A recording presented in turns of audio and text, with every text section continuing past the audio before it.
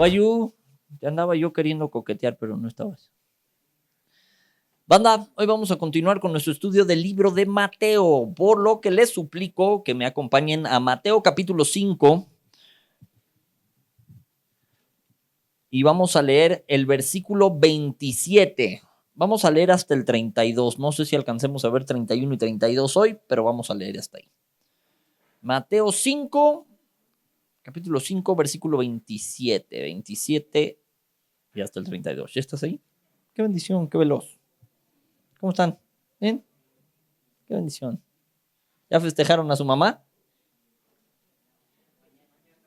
Mal les vale, hijos del maíz. Canuto. Mira nada más lo que trajo el viento. Qué bendición. Sí hablo de ti, escuincle. Ese es mi otro sobrino. Ok. Mateo capítulo 5, versículo 27. ¿Ya están ahí? Vientos. Dice, oísteis que fue dicho, no cometerás adulterio, pero yo os digo que cualquiera que mira a una mujer para codiciarla, ya adulteró con ella en su corazón. Por tanto, si tu ojo derecho te es ocasión de caer, sácalo y échalo de ti, pues mejor te es que se pierda uno de tus miembros y no que todo tu cuerpo sea echado al infierno. Y si tu mano derecha te es ocasión de caer, córtala y échala de ti, pues mejor te es que se pierda uno de tus miembros y no que todo tu cuerpo sea echado en el infierno.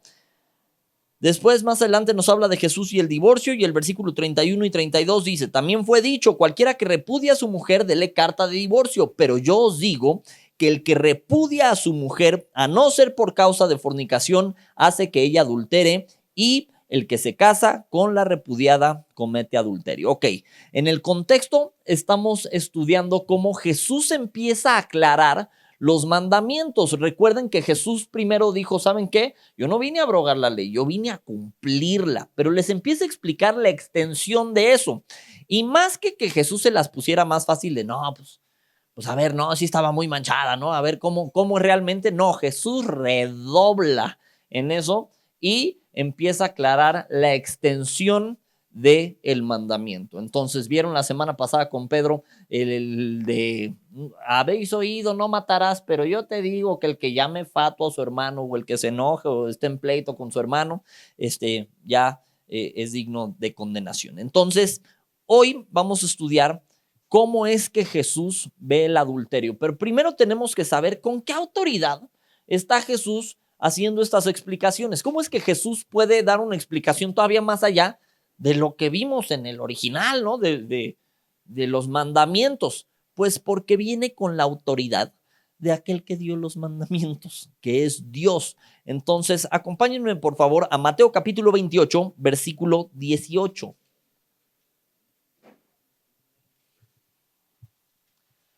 Mateo 28, 18. Y échenme una señal de humo cuando estén ahí. Qué veloz. Está poquito más adelante de donde estábamos. Mateo 28, 18. Dice, y Jesús se acercó y les habló diciendo, toda potestad me es dada en el cielo y en la tierra. Es decir, tengo autoridad para decidir en el cielo y en la tierra. ¿Esa autoridad de quién viene? Pues del Padre. Y te leo Juan 14, 10. Dice, ¿no crees que yo soy en el Padre y el Padre en mí? Las palabras que yo os hablo, no las hablo por mi propia cuenta, sino que el Padre que mora en mí, Él hace las obras. Ok, entonces, ¿con qué autoridad está Jesús explicando estos mandamientos? Con la autoridad de Dios, porque Jesús es Dios. Entonces, cuando Jesús está explicando estos mandamientos, tienen que ser tomados con esa autoridad, con la autoridad de Dios, porque Jesús es Dios y está hablando las palabras del Padre. Entonces, Él les aclara estas cosas. Y cuando empieza a explicar sobre el adulterio, no, pues aquí no la puso bien difícil a todos. ¿Por qué? A partir de 1960 hubo una revolución en general en la moral y sexual. Antes de esa época, el bicho raro era el que ya había tenido relaciones sexuales, sobre todo hablando de cultura occidental, era el que ya había tenido relaciones o si alguien tenía relaciones fuera del matrimonio. Ese era el bicho raro, era de, no manches, o sea, esa chava tuvo relaciones fuera del matrimonio. ¡Oh! Ahorita el bicho raro es al revés. Ahorita nos ven raro a los cristianos que nos queremos guardar hasta el matrimonio y te ven y te condenan y te tachan de María Teresa de Calcuta porque te quieres guardar hasta el matrimonio, o de puñal no te bajan porque no le quieres poner una mano encima a tu novia hasta que te cases. Y francamente así está degenerada la sociedad, pero tenemos que entender lo que dice la palabra de Dios y cómo es que Dios lo toma, porque Dios es el mismo ayer, hoy y por los siglos, y no es como que esta cuestión cambió. Cambió la moral en el planeta en el que vivimos, pero no cambió la cuestión para el Señor. No es así como que, bueno, ya Dios también se relajó en este aspecto, ¿no? No, no es así. Entonces vamos a desmenuzar este texto y yo espero que vayamos dándole la gravedad al asunto, la seriedad al asunto que tiene, porque por eso es que nuestro Señor Jesús estaba explicando esto. Ahora, vamos a ir desmenuzando el texto. Oíste que fue dicho, no cometerás adulterio. ¿Qué entienden ustedes por adulterio? ¿Qué? Es un acto sexual fuera del matrimonio para un casado, ¿ok? No todo es adulterio, aunque ahorita vamos a ver que sí, o sea, porque en teoría sí. Si bien normalmente adulterio lo entendemos como una relación ilícita fuera del matrimonio para alguien que está matrimoniado, ¿me explico? Entonces, un adúltero, ¿quién es? Es el que falló a ese compromiso matrimonial teniendo una relación sexual fuera del vínculo matrimonial, aunque por definición sí sería también una relación sexual ilícita, sea la que sea. Pero en teoría es una relación sexual ilícita y entendemos normalmente adulterio como es que una relación sexual ilícita para un casado. Es decir, si alguien está casado y tiene una relación sexual fuera de su matrimonio, cometió adulterio, ¿ok? Pero aquí lo que nos está diciendo el Señor Jesucristo dice, pero yo os digo que cualquiera que mira a una mujer para codiciarla ya adulteró. Entonces aquí sí ya entra lo que decías, que esto sí ya sería cualquier cosa, pero no solo sería ya la relación sexual ilícita. Lo que está diciendo Jesús es, si ya volteaste a ver a una mujer fuera del contexto matrimonial, ya estás adulterando en tu corazón. Acuérdense que cuando hablamos del corazón no hablamos del órgano cardíaco, hablamos de los sentimientos y las emociones, de la mente, del pensamiento. Entonces, ¿qué nos está diciendo? Cualquiera que codicia a una mujer, ¿qué es codiciar? Por definición es poner en el corazón sobre, anhelar por, ansiar, desear, deseo. Este anhelar también es anhelar con derecho de otra cosa o otra manera. ¿Ok? Entonces, es desear a alguien, es codiciar a alguien, es verlo y decir, ay, no manches. Es eso. ¿Ok? Lo puedes hacer con una voz menos perversa, pero sigue siendo codiciar. ¿Ok?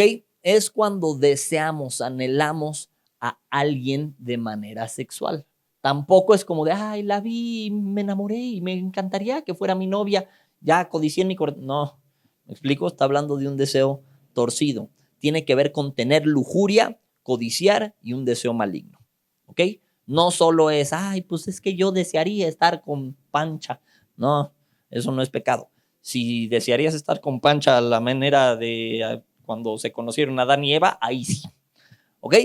Porque es tener lujuria, codiciar o un deseo maligno.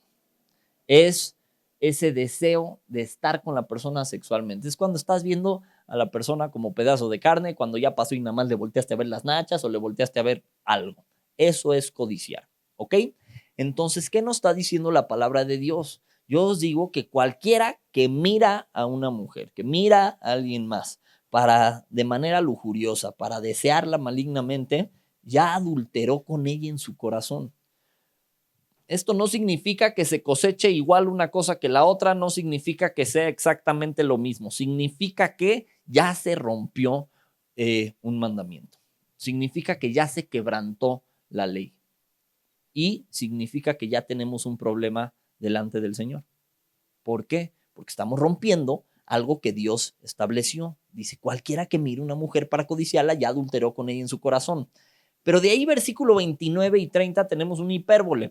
¿Qué es un hipérbole? ¿Quién me dice? ¿Qué? Dilo fuerte. Exacto, es una figura retórica que exagera. Entonces, es como si te digo, no, no manches, corrió, puta, iba como flash el vato, no manches, parecía que volaba. ¿Voló? No. ¿Iba como flash? No. Pero bueno, estoy dando a entender que iba rapidísimo, ¿no? Entonces, aquí es lo mismo. Cuando se usa una hipérbole, estoy exagerando para dar una lección. Entonces, aquí, ¿qué es lo que nos dice? Por tanto, si tu ojo derecho te es ocasión de caer, sácalo y échalo de ti, pues mejor es que se te pierda o que se pierda uno de tus miembros y no que todo tu cuerpo sea echado al infierno. Y si tu mano derecha te es ocasión de caer, córtala y échala de ti, pues mejor te es que se pierda uno de tus miembros que y no que todo tu cuerpo sea echado al infierno. Pregunta. ¿Cuántos de aquí vienen con los dos ojos? ¿Todos? ¿Casi? ¿Sí? Ok. ¿Alguno de aquí no ha adulterado en su mente o en su corazón? Gracias. ¿Qué? Entonces estamos faltando a la palabra de Dios y no nos estamos sacando los ojos. No, pero sí tenemos que entender que el principio que está diciendo es válido, que debiéramos hacer todo lo que pudiéramos hacer para huir de esta cuestión, para huir de la fornicación, para huir de estas cosas. Ahora, te quiero dar un par de definiciones, ¿ok?